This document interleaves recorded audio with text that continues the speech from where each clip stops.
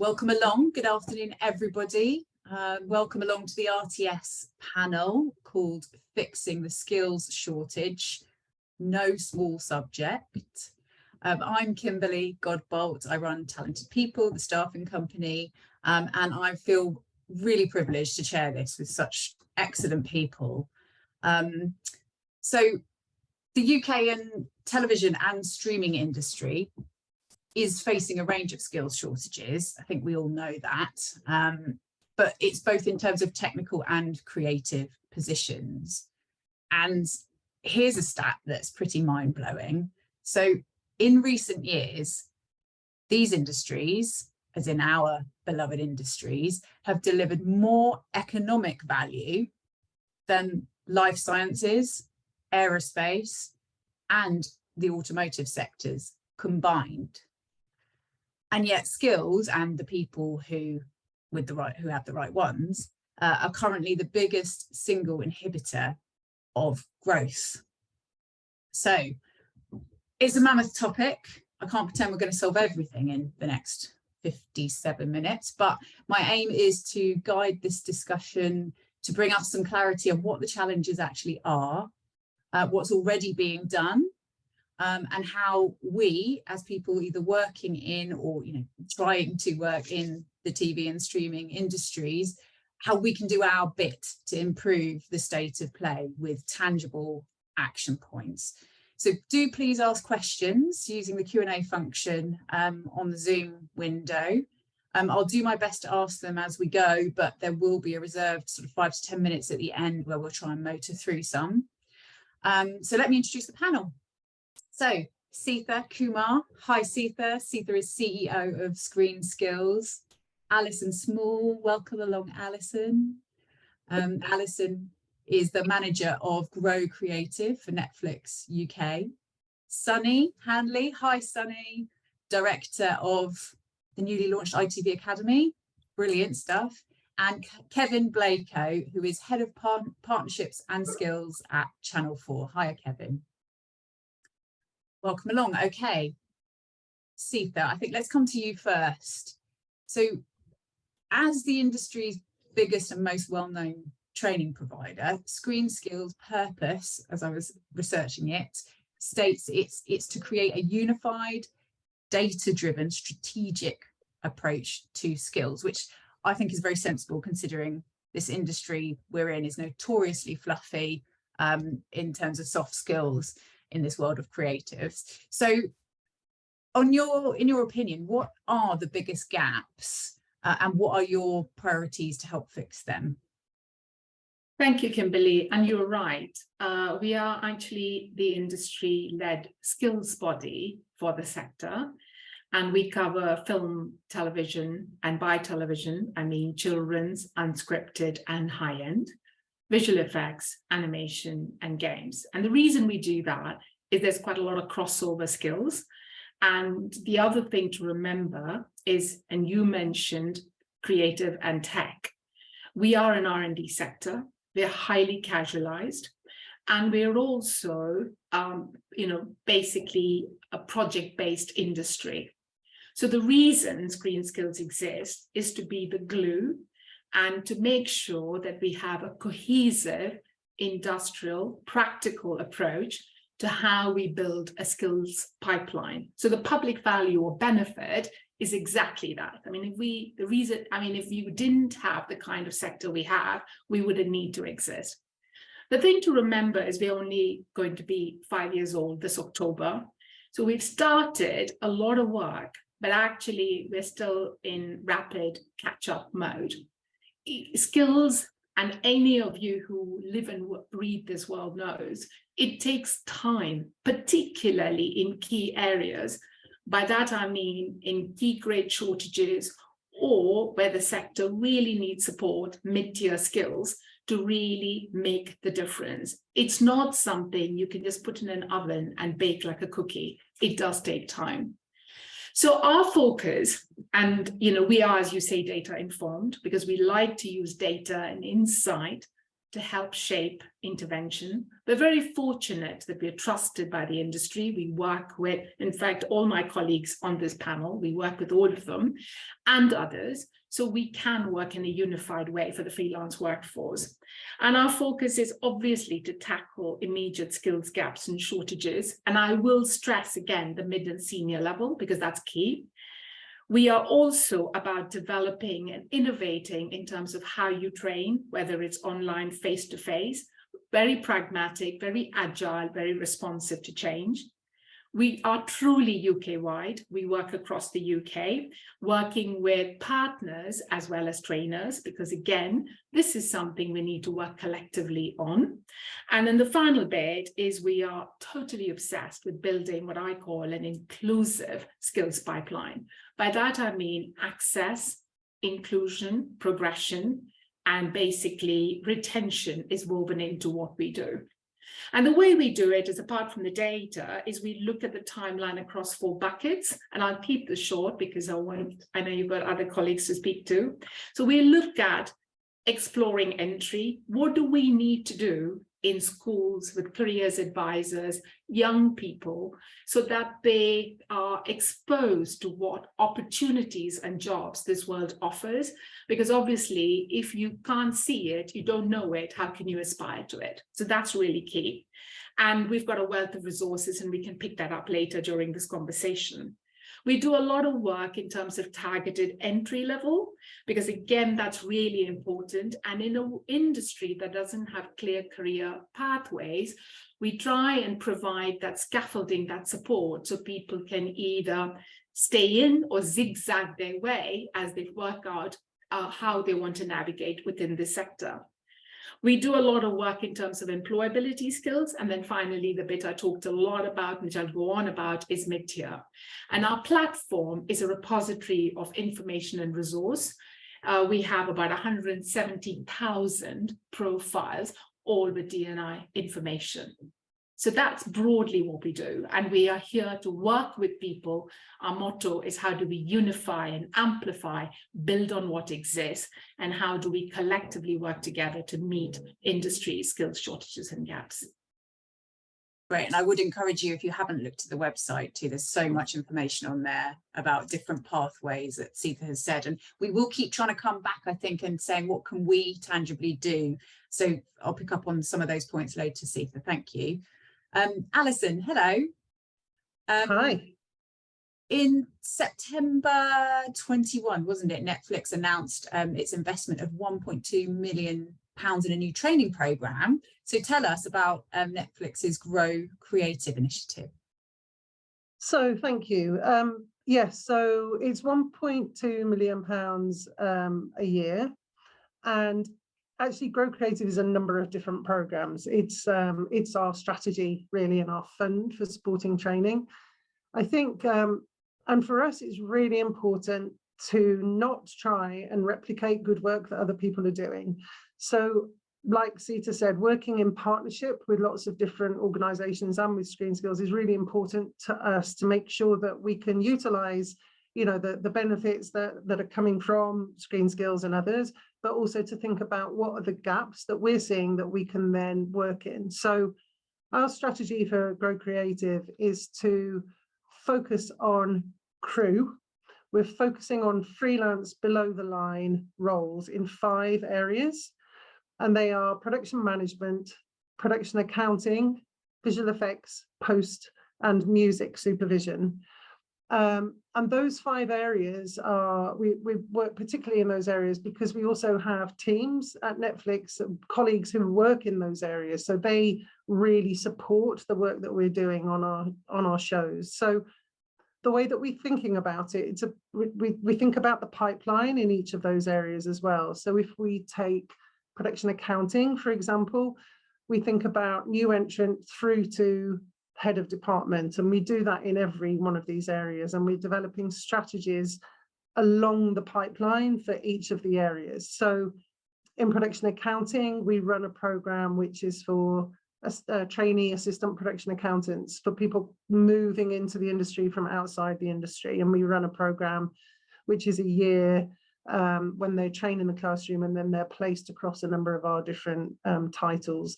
And then we continue to work with them and try and help them find their next work, working with Netflix. And then as they are progressing, it really is a long-term game. It's not something that we can see the results of really quickly, but people are beginning now. We've been running this for 5 years, I think, so it's actually pre-Grow Creative, but people are now beginning to step up because they're moving up the pipeline. And then we're thinking, okay, well, now they're becoming production accountants. What other training do those individuals need to help them to develop there? And then hopefully eventually they'll become financial controllers and, you know, the HOD of the department. So I think the further that you get along the pipe, the training becomes much more bespoke and kind of smaller cohorts, but very impactful for people who are at that level. So I think, you know, the numbers of people being trained obviously are larger when they're new entrants, and then it kind of becomes smaller and more bespoke as we move along.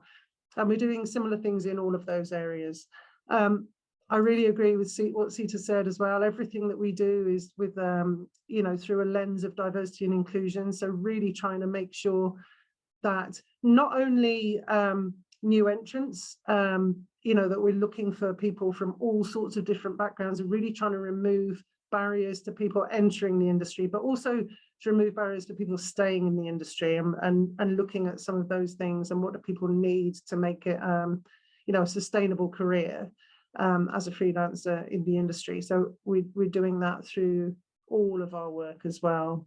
And then alongside that, we also do training on our shows. So, you know, lots of our productions will want to run training programs when they're beginning, bringing new entrants in, and kind of helping those productions and the production teams to think about where they might go and what organizations they might go to find, you know, groups of people who haven't had access to the industry before, and what do they need, you know, to come onto a work placement and to be supported in that. Because the last thing we want to see is lots of people bringing in lots of new entrants for one show, and then that's it. And then there isn't kind of the next career step or progression for them. So, right. Yeah, we're looking at all of that as well.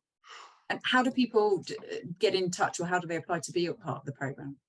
We advertise. It's usually our partners who will be advertising, and often going to organisations like the Equal Access Network at Film London, or the London Screen Academy alumni, or, I mean, there's lots of organisations, Mummy Youth Project and so on. I mean, I've only named 3, and there are many, and I'm sorry I haven't, I can't name them all, but there are many organisations who are doing all of this work, and so we'll partner with them, and they'll be, you know, they'll send us CVs to our productions. So it's a case of people kind of keeping their eye out for those opportunities. Yeah, absolutely. Okay. Brilliant. Thank you, Alison. And I think the key thing you've said there is helping freelancers, because this industry is made up of so many freelancers that often I think I was a freelancer once, feel like we slip through the cracks. And this is what is very important to bring people up through the ranks and give them the support they need. Okay, Sunny, coming to you. So the new ITV Academy sounds very positive. Tell us about it, and whether there are any particular roles that you are specifically looking to support for the future of talent. Sure, thanks, Kimberly. Let me just start by saying it's great to be here amongst this panel, and it's fantastic to hear the numbers that are kind of joined. It means that people are engaged and interested in this problem, which is not just an ITV problem, it's not just a ScreenSkills problem or a Channel 4 or Netflix problem, it's an industry-wide problem. And I think we're all here to kind of talk over those solutions and those bumps in the road that we're obviously all going to feel. So it's great to be here. It's also great to be here because, you know, just 2 weeks ago we launched the ITV Academy, which is the brand new initiative within ITV, which is looking at training mid-level people, getting them up to the next level of their career, but then also having one eye on entry-level people coming in, because what our ethos really is about building that solid pipeline of diverse talent. And the way that we need to do that in order to solve the industry problem is to get initiatives and partnerships in place so that we can accelerate people's training and development, because we know that, production in the UK has grown exponentially in comparison to the number of people that are working in the industry. People are leaving for various different reasons. And so that pipeline or that bucket of talent is, I think somebody described it to me as a leaky bucket. So while we're kind of trying to put people in and build that pipeline, we realize that there are holes in that bucket. So we all need to come together as an industry, which is what we're kind of doing now, and work out ways to solve that. And so our response as in ITV, our direct response to this is to build the ITV Academy. So that essentially, that's what it's really all about. It's about building that pipeline of diverse talent, making sure we create those opportunities for people to move through our business, and also work with our industry partners like ScreenSkills to make sure that we're putting into development into the freelance market as well, and having an influence on that as well. So what we've done since I started in the role in September is really kind of listen to people, our stakeholders, our internal stakeholders, like our heads of production, to really understand where are the problems, where are the skill shortages within ITV. So I loved what Seetha said about ScreenSkills being a unified and data-driven strategic approach to training, because essentially everything that Seetha said and everything that Alison has said is exactly what we're trying to do. We're trying to look at the data and respond to it in a way that plugs the gap now and in the future.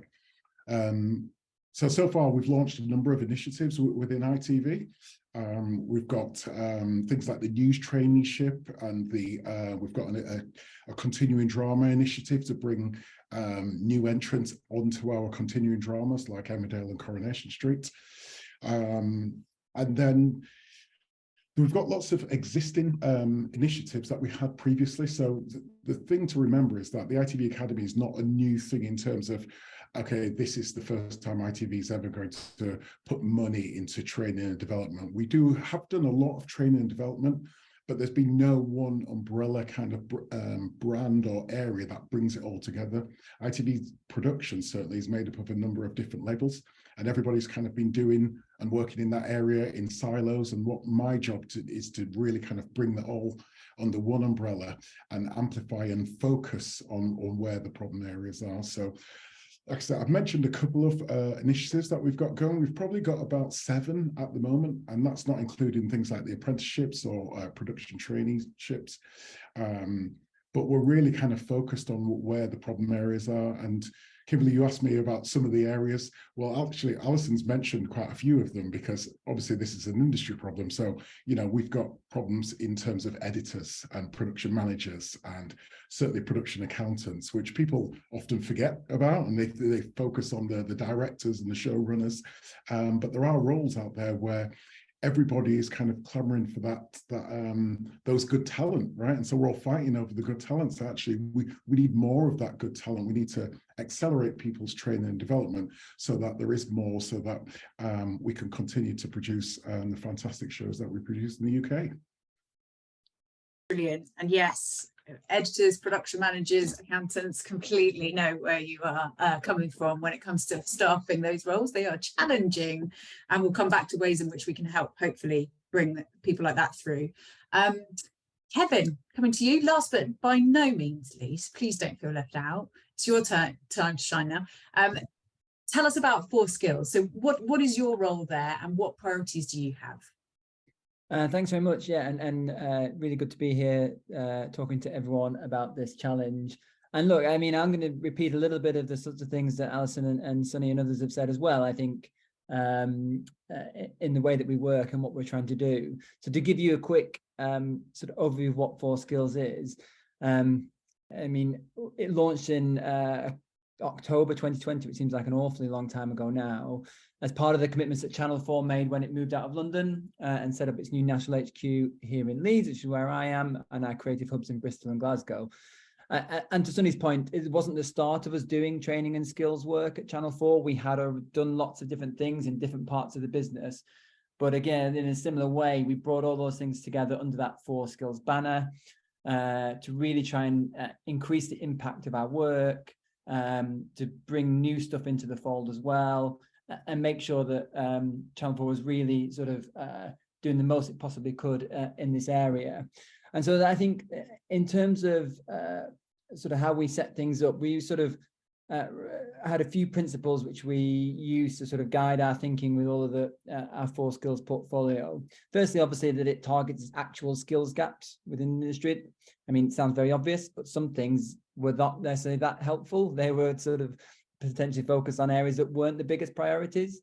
And for us, being particularly focused on out of London provision to support the growth of production sectors across the UK with the move that we were making ourselves was really important. As everyone has said, diversity and inclusion critical in our work, and improving representation within the sector, from ethnicity to disability to socioeconomic and more. So that's underpins everything that we do. And again, as others have also said, to work in partnership.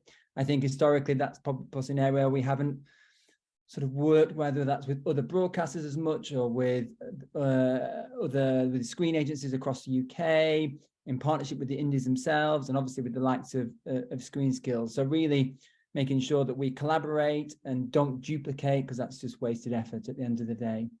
So since our launch a couple of years ago, we've continued to sort of scale up and grow. We have an annual investment of £5 million in 4 skills. And last year we used that to support over, I think it was around 23,000 people with training, development and learning opportunities. And that's a big number, and it covers lots of different things. It is quite a mixed portfolio, which I think reflects the different types of challenge that are in this space. So that's everything from the work that we do with 4 skills, which is going into schools across the UK and sort of giving young people an insight into the breadths of careers that are in our industry. I think there's a tendency for people to think it's writer, director, actor, and actually, as everyone's talked about, there's a vast amount of amazing different careers you could get into in the creative industry. It covers our work at entry level and early careers with apprentices and production trainees and content creatives that we're sort of running in different schemes at the moment, through to the work that we do to sort of develop and upskill people once they're already into their careers, to help them progress from junior to mid to senior levels. I know Seetha mentioned at the beginning, which is incredibly important. So we work closely with ScreenSkills. We work with the NFTS and other training providers as well to help address more specific skills gaps there. So there's a sort of a variety of different things that we do, and all of it hopefully contributes to the challenge that we're facing. But all of that then obviously is part of it, like a collaborative effort with the people on this call and others outside of it as well. Thank you. I mean, it is exciting to hear all of these initiatives and you know, all the opportunities that you may have if you're newly entering the industry, or actually I'll touch on a question that we've had already. Actually, we've all mentioned sort of mid-tier as well. And Jason, thank you for your question. Nice to hear from you. What do we class as mid-tier actually in that support we're talking about? I mean, I would sort of say sort of producers and down, or assistant producers, would you all agree with that? Where are you focusing efforts on mid? I think for us, it's certainly that production manager, editor, assistant producer, but that's kind of, for us, that's the mid-tier. Yeah, I'd agree with that. And that is actually where the leaky bucket, as it has been described, Sunny, I think is its leakiest probably. We'll come to that. So I wanted to revisit that topic of schools and telling people what jobs are available who would otherwise just not know they exist, because also we get a hell of a lot of CVs from people who are straight out of a film school or school and they want to be a cinematographer. And I just want to say, well, and I often do, there's a wealth of jobs. We need so many production managers. You'll never be out of a job. Or have you thought about editing? And you know, how can we, as you know, people probably already in the industry, some people senior, how can we help deliver the opportunities and the potential to young people at the right point? Seetha? So I think, first of all, I just wanted to urge everyone who's joined this panel to have a look at our website. As you said, Kimberly, there's a lot of resources we've co-created with industry. There's a wealth of, and I will post those links, there's career maps, there's job roles. We've got over, I think, 250, 300 job roles, which we've actually mapped out. There's lesson plans. We do a lot of training of careers advisors. The other thing is we've just kicked off, and this is just one example. My colleagues within High TV have kicked off and they've created a resource pack. It's a back to school. And I would urge anybody, if you want to volunteer, to go back to your school and just go and share your experience and also what you've observed working in this extraordinary industry, the breadth of job roles there are. We can give you the pack. So all you need to do is volunteer and sign up. And I'm going to just post that. The other thing I want to very briefly mention, because it is important, we are delivering on behalf of the creative industries a program called Discover Creative Careers. We've been doing this for the last, I think this is the third iteration. The first iteration kicked off in 2019, and we did this with a breadth of partners. And this is across the creative industries, us focusing on screen, but actually working collectively. And the reason I mention it is, again, I come back to crossover skills. And there's a lot of things we do that help the creative industries in general, as well as the creative ecology. So again, I'm just going to post that link. So once again, I would urge you all, have a look at it. And if you do go to volunteer and, like Kevin, the work you do in schools, use these resources that exist for all of you. It's such a great idea, and I can testify that it is really rewarding, because I went to my son's school actually and tried to convince a bunch of year fives that they should all be production managers, probably a bit early, but you've got to get the word out there. So that's something we can all do. Go back to your own school. It's so cool to walk into where you used to learn yourself and say, this is what I do now, or this is what it's like. So that's definitely one really good thing. I would also actually, Kevin, did you want to jump in there? I just completely agree. It's good that schools these days have a requirement to provide that careers insight in a way that they didn't. So they have Gatsby benchmarks. They will bite your hand off to do that. And I think to your point at the beginning about those industries, I think there is a tendency to go that careers education focuses more on sort of traditional industries, which is great. But actually people don't understand the potential within the creative sector. They don't understand the sort of, and careers advisors themselves, and we've been into schools and we've taught and we've done careers workshops and various things. It's as much the careers advisors not knowing actually there are these companies and they're in the region or the city that the schools are in themselves. And so I think it is a really important starting point. It's obviously a long lead time. It's not going to solve the crisis, like skills gaps in the next couple of years, but it's an important part of the long-term sort of planning. Yeah. Can I just make a point as well? Because I think even at university level sometimes as well, we did some, oops, my light's gone out, sorry.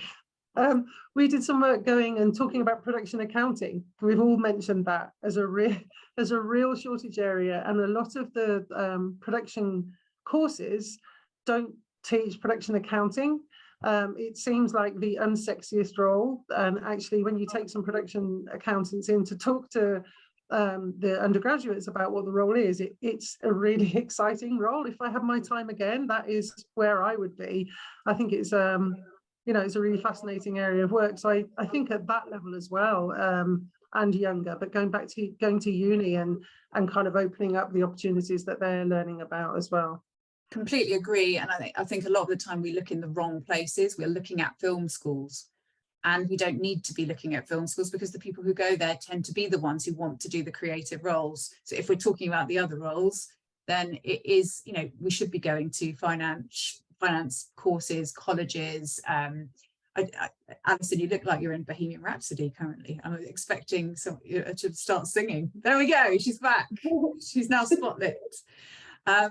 No, I do think, we and production managers as well, coming from different industries is also a brilliant place to go finding talent. Actually, I'm going to come on to Mark's question here, who's asked, he said, interesting to hear, thanks all. What does skills shortage actually mean? It's a very good question. He's asking whether it's people doing roles that they're underqualified for, or are we just talking about entry level? I would say, and I'll chuck this out to the panel as well, it encompasses all of that, but I think a lot of it is where we are actually physically lacking the people to do the jobs, and there's too much work and too few people, because people are getting over promoted or promoted quickly, and we don't have that pipeline underneath. Would you all agree with that? Yeah, and actually we'll probably move on to talking about churn now. And by churn, we mean the leaky bucket syndrome, that people leaving the industry or not coming back after some time away. I mean, why have we lost people? I mean, it's a huge topic, I know, but does somebody want to pick that up or give us a summary as to why we think some people who started off in the industry have actually now left? Seetha? I would say there's a mix of reasons, because I think sometimes, and this has happened, particularly if you look at, say, an area like inclusion, there are lots of interventions, and after a couple of years, you're kind of left stuck, because often those sort of interventions stop there. And given the freelance nature of the industry, I think this is why, again, I come back to why an industry body like ours is quite useful, because it can then be the scaffolding, the arm that can help people navigate. So there's that factor. The other is our hours are demanding. You know, there's a lot of thought, effort, money, budget, ambition that goes into shows. And it is a demanding industry. Sometimes behaviors aren't always great. And there are also very long hours. So I think there is an element of culture change. There is quite a lot of leadership, management, and behavioral change that we're all working collectively on. And also, what are the common principles we can all adhere to? How do we help freelancers who move from job to job basically know what to aspire to and what is good look like? But the final thing, and I think this is important for us to reflect, ours is not the only industry that has dealt with churn or challenge or change. COVID has disrupted multiple industries and multiple sectors. It has affected ours, and I'm not saying we don't try and figure out what the reasons are and how we can, you know, bring in things like job shares or support for carers or encourage returners, and sort of also think about sometimes our sector can be ageist. So there's all of that. But I also think it's important for us to reflect, this is a global challenge the world is facing. And COVID, cost of living, all of it's put a lot of pressures. And it's about how we navigate this in a unified sort of way that's going to help us prepare for the next phase.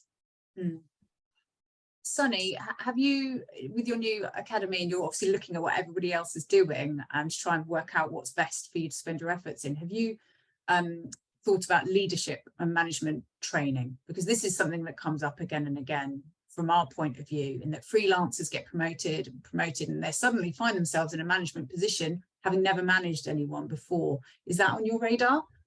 Yeah, definitely. I think as part of kind of the programs of work that we're going to kind of develop, I like to call them boot camps, that is going to be one of the pillars of development. So we'll have kind of on-the-job training, technical training, and then certainly that soft skills training, which is really about leadership, because not everybody that gets into the industry wants to manage people. They just kind of get to a certain level of their career, and then it's suddenly kind of is kind of thrust upon them.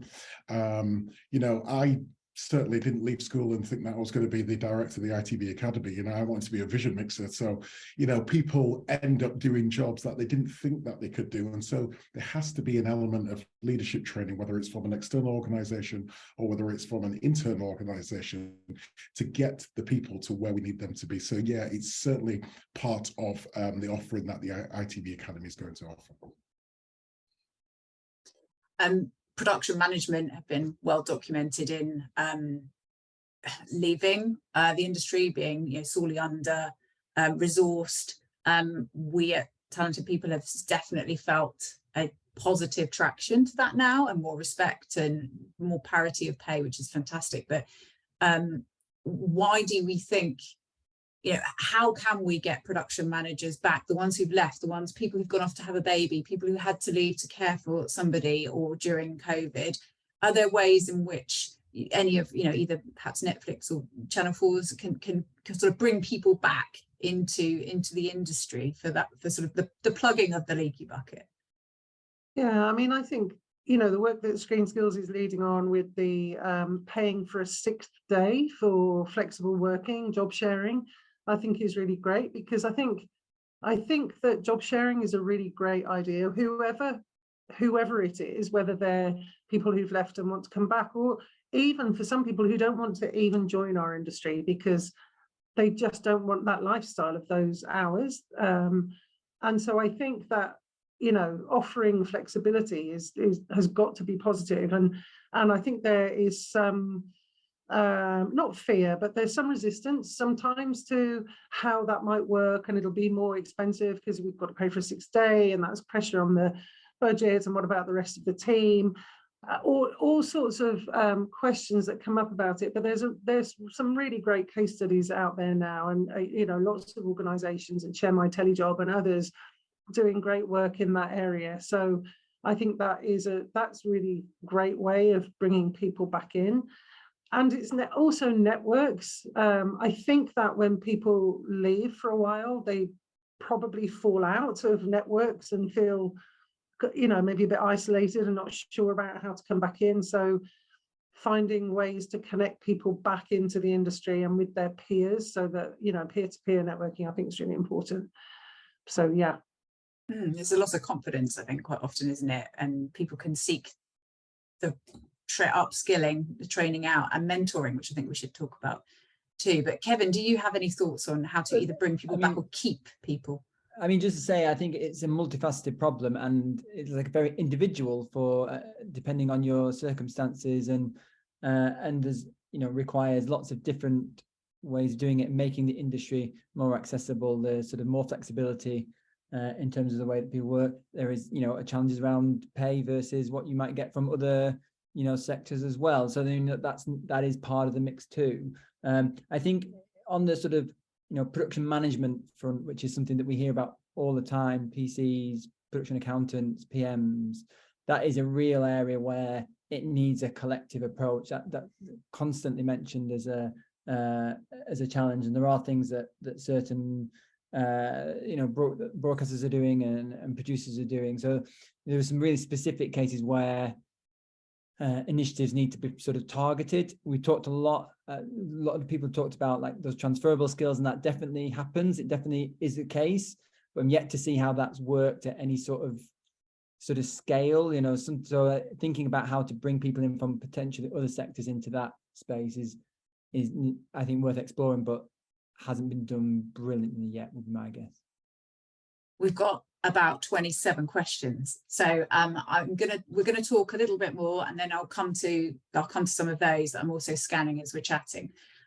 Let's talk about active mentoring. I think that's something, again, that we as an industry, and anybody who has had some experience in the industry can do to support. Are there any schemes for mentoring, or should we all just be saying, I know some stuff, I'd really like to support someone who knows less than me? What do we think, Seetha?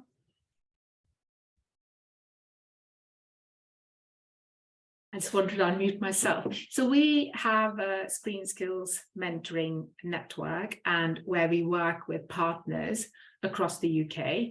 We also have, I don't know, probably about 800 or 900 mentors signed up, a lot of mentees.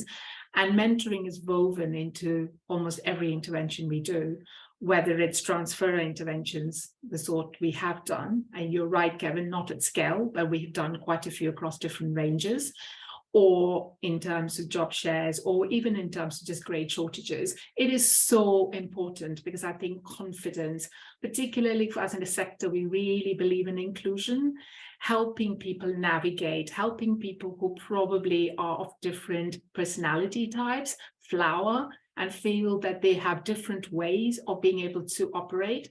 All of that is absolutely critical. And that's the sort of thing we think is core. And mentoring doesn't actually necessarily mean you have to be really senior to do it. It can be almost peer-to-peer. You don't have to be in the same job chain. It's really an outlet to listen and give, and it's also really good for the person who is mentoring, I have to say. So I would encourage anybody who is interested in that to do it. It's so simple. I've seen people announce it on LinkedIn. I'd love to give something back. I'd like to mentor someone, let me know. And then you find a fit. And honestly, it's the best thing. Yeah, and there's some really good mentoring interventions in our industry. I mean, I mentor every year, and I'm doing that, but there's Women Film and TV that do a brilliant job. So there's loads of people who do it really well. So I think it's just about, yes, give your time, because you benefit so much by doing so. Yeah, I would second that, Seetha. I think mentoring is really underrated, actually. I think it can be so valuable to the mentor and the mentee. For the mentee, they're getting exposed to a whole new network of people that they wouldn't have got exposed to if they hadn't have built that relationship. And you know, like you say, there are so many people in our industry that have been there for so many years that do want to give back, that feel like, you know, they've been on that journey, and so they kind of owe it to the next generation to kind of give something back. And so it's a really, really important thing. And like somebody just said, there are so many organizations that offer that. And I think more people should kind of sign up to that, because even if you're giving small bits of nuggets of information or experience, it can count for a lot to a person starting out in the industry. and actually, if you would like a mentor, don't be afraid to put it out there as well. It doesn't just have to be on the someone who's happy to mentor shoulders. If you want advice, you should say, I'm looking for an industry mentor. Would anybody be up for a chat? It would be really worthwhile. We were going to talk about tech developments and AI. I'm kind of thinking we should look at some of these questions, because these are the things that people want to hear about. So someone anonymous is asking about applying for roles, and whether actually the application process should be kind of more formalized so that there's less bias, less nepotism. And I have to agree, if anybody here is in an employer's position, if you are a hiring manager, there is a lot you can do about unconscious bias, about meeting people even if their CV isn't perfect, about looking beyond the CV. I feel like, Kevin, is there anything that 4Skills does in terms of sort of interviewing or those sorts of skills, or how do you feel about trying to sort of slightly more regulate the interview process? Well, so I think there is a real variety of the ways that companies do it. I think there's some really good practice out there, and I think Channel 4 and 4Skills, I think we do our utmost to be fair, transparent. We have sort of inclusive recruitment practices, accessibility, and all the things that are really important. There's also some not great practice out there as well, I think is probably fair. I think there are instances where the process may be there, but it just feels like there is I think the question was suggesting nepotism, like it is a closed network, and then that goes back to that sort of mentoring point and having accessibility to those networks in the first place. And then I think if we're really honest about trying to address some of the issues around representation, around diversity and inclusion, we do need to think about the recruitment process as part of that.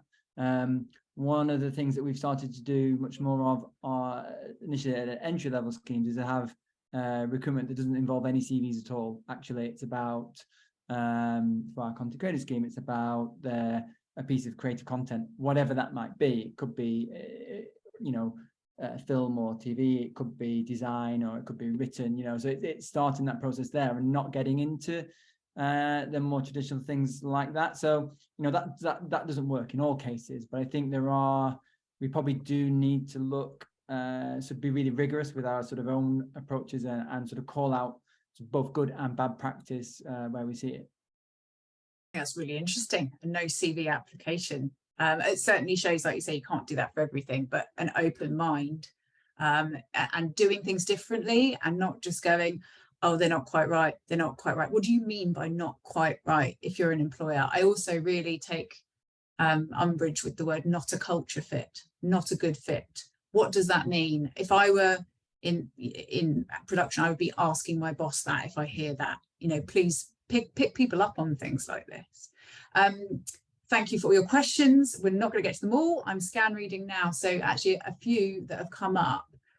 are about pay and contract lengths, and obviously that is a massive topic. And Nicholas, thank you for your question. You know, he's saying surely we're just dancing around the real problem that freelance trainees in the industry are paid around £130 for a long day, just more than a government minimum wage, you know, and after all of our expenditure, etc., people will give up and go and get a position at the local Tesco for the stability of roles. I mean, it's a beast, but it's true. The junior roles don't pay well, and they're generally quite short contracts. How can the industry, how can we do anything to address that? Alison? Yeah, I mean, I think we have to call out. I mean, I don't know if it exists anymore. People say it does. I don't know where, but unpaid work is absolutely out of the question. Cannot do that. That's completely the wrong way of approaching this. I mean, I think certainly we always pay at least the London living wage to trainees, which is more than the minimum wage.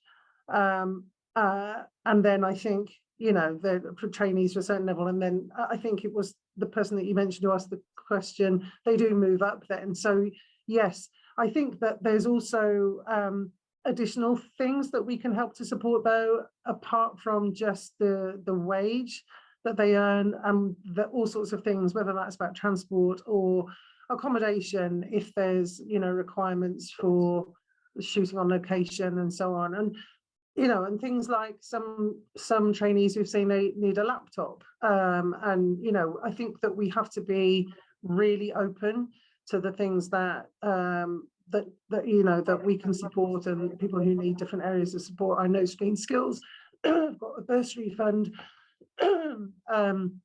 as well, so people can apply there, and the Film and TV charity have funds as well available for people to apply to when you know, when they need additional support. I think I've heard of things like everything from laptops to you know, outdoor clothing for people who are getting into locations, for example.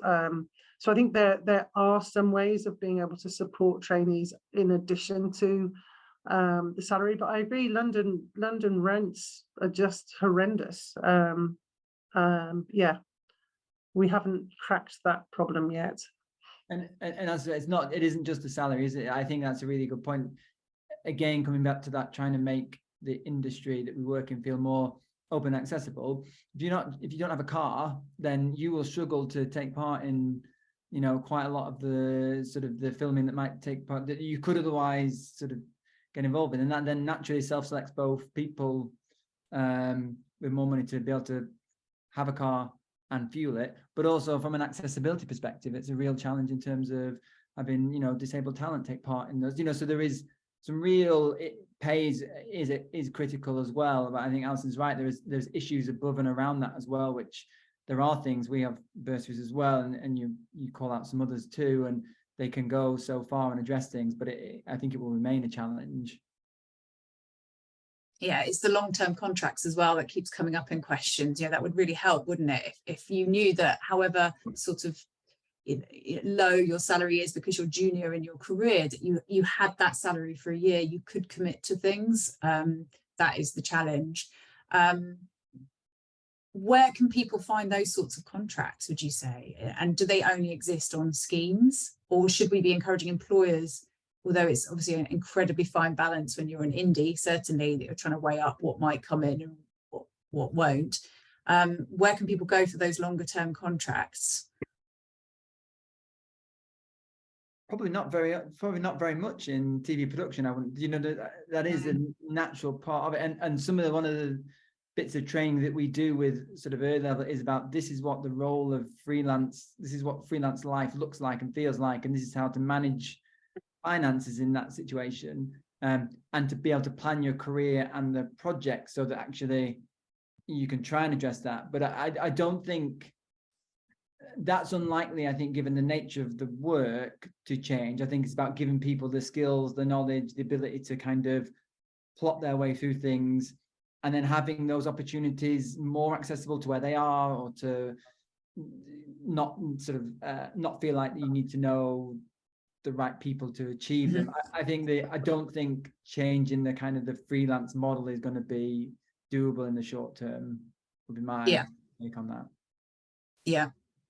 And actually, to add to what Kevin's saying, the only other thing we have been able to do is we've got, apart from the training, we've got a module on employability that again helps people understand what a freelancer's life's like.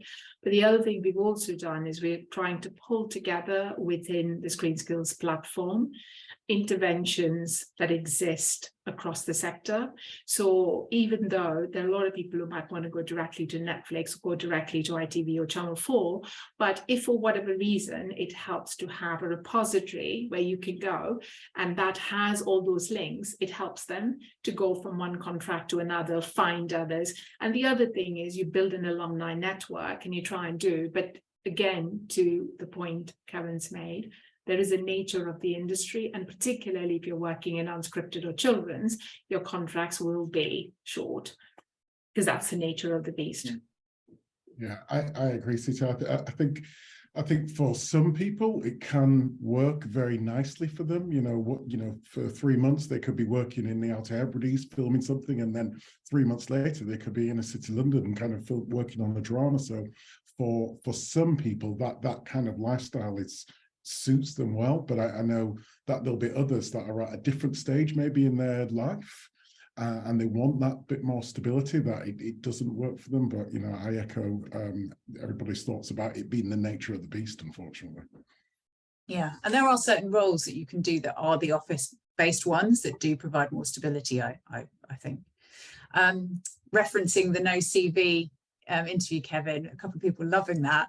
And Aaron, thank you for your comment. He said giving people a good old-fashioned chance to prove themselves would also help the industry, which is true. We see so many judgments made on CVs or looking for that perfect person. What does that mean? It's about meeting people. It's about hunger and ambition, as well as all of the credentials, I think. Interestingly, someone here, Andrea, thank you for your question.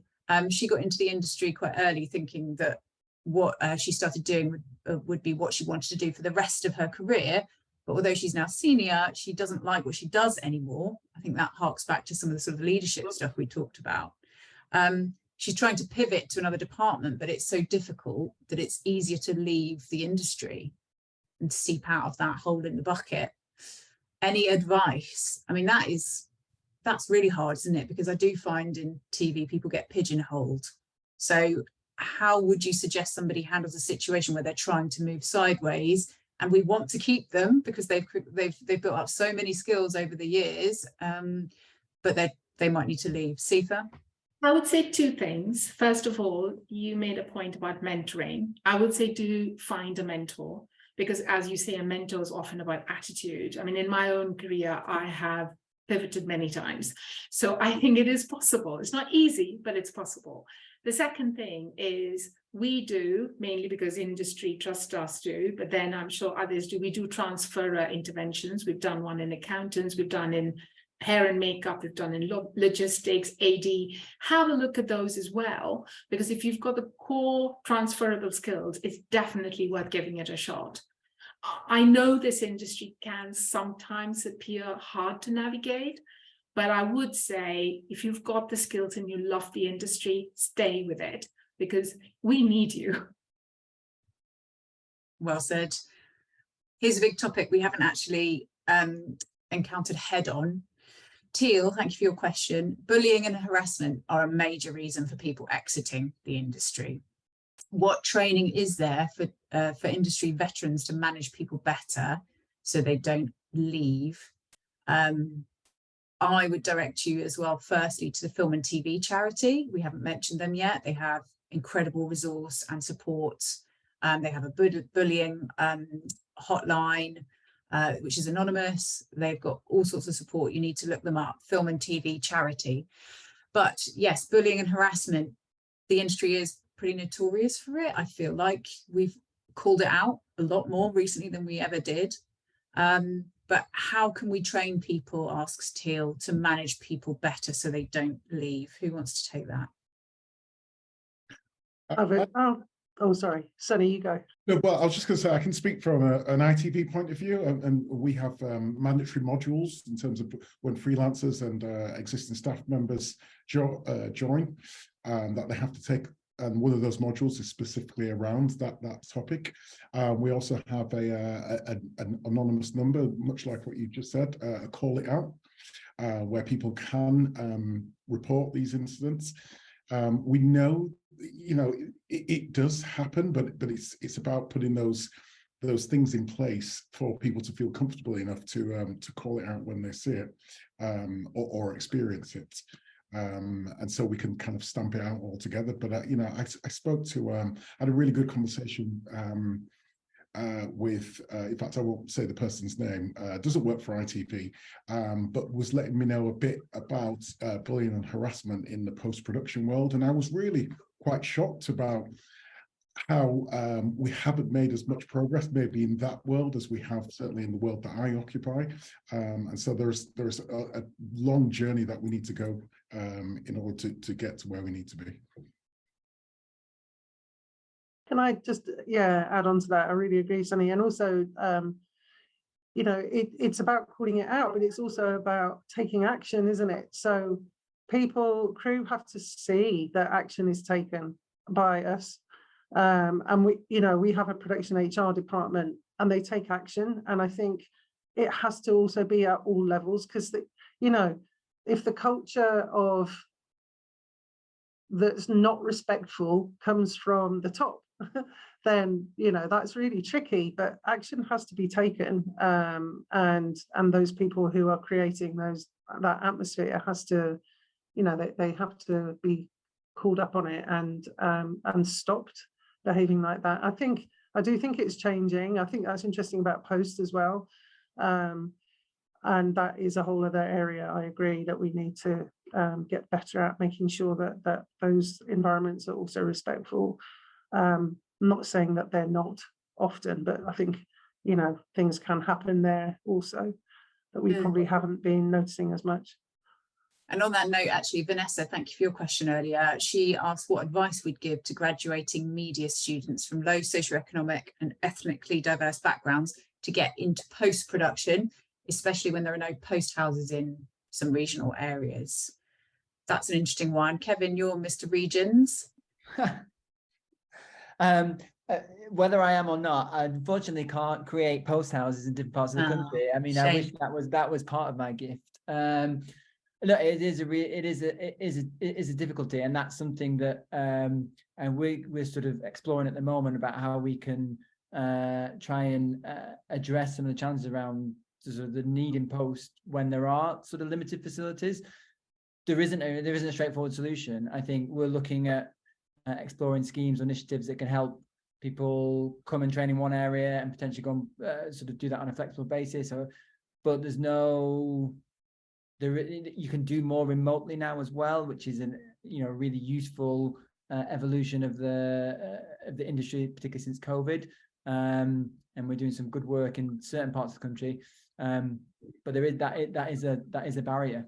There is no straightforward response. Yeah, good luck, Vanessa. Just do learn what you can remotely, and then pummel other post houses with your ambition and keenness, and maybe you'll find an opportunity where you can move to it. Can I just jump in on that really briefly as well? Yes. We support the NFTS, the National Film and Television School. They're running a post-production certificate, and it's part-time, and we're involved in that with Amazon and with Warner's as well, and we provide bursaries because obviously the cost of that training, and it's a remote once a week course, so you can do it on Zoom, but there are bursaries available for the fees, so have a look at that as well. I think Alison, the NFTS, they'll offer people will offer relocation expenses potentially as well, which is not, you don't want to have to relocate, but if there is a role there or an opportunity to develop and grow, then there is also then those resources to be able to kind of join and do those things. So it's not an ideal, but it sometimes can be a bit of an option. I'm going to have to wind up in a minute, but just looking through, I have to ask one of David's questions. Thank you, David. You've asked a few, and he's been teaching budgeting to promo producers today, which is great to hear. Keep up the good work. But he's asking, do universities need to tackle more the shortage areas, and would better trained recruits have more potential to maintain a longer term contract? It's a tricky one, isn't it? Because I want to say yes, but only if they're doing the right things and they have the right skill set anyway. And if the universities and the courses are teaching the right things too, that's relevant to today. Would you agree with that, Seetha? Yeah, I would. And actually, we do a lot of work to what we call bridge the gap between what our industry needs and what colleges and universities provide. And the truth is, there could be many more vocational and technical pathways than via higher education. But to your point, ours is a very fast changing industry. I keep calling it an R&D industry because we are innovating so rapidly. And so for education to keep up is hard, but also education, I have worked briefly in that world. It is a slower process. It's just the nature of the business.